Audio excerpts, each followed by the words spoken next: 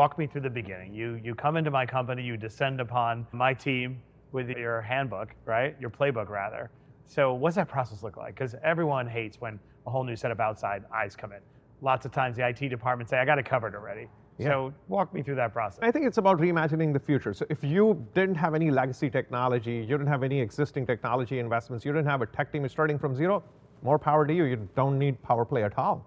Because what are you going to do? You're going to just use the best tools and you're going to build upon it. But if you're dealing with legacy technology, if you have a mainframe, if you have a legacy POS system, if you have any legacy technology, database technology, which is mostly legacy and it's going to transform drastically because you're going to have vector stores and digital stores in the future. Companies like Snowflake are already showing that, right? And it's going to be a very different play in the future. And look at like large private equity funds which have a portfolio of companies. Like for them to think to really get cohesive value out of synergistic investments that they have made, because that's why you build a portfolio.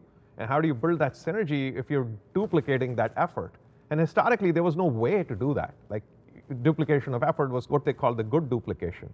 But now we live in the era that you have to really distinguish between what is good duplication, the necessary backups and duplicate data that you need, because if a piece of data dies, you need that other piece of data, versus bad duplication, the redundant effort with 15 people trying to build the same exact thing.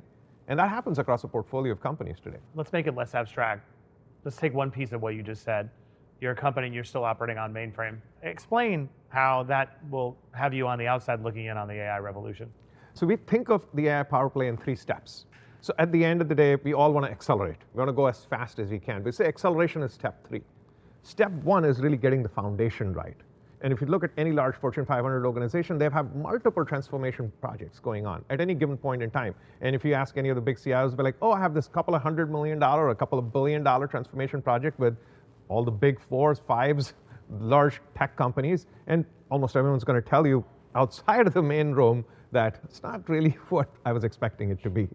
Because I've never met a CIO in my career who's told me that their big transformation project went well. Why is that? Where does it go wrong?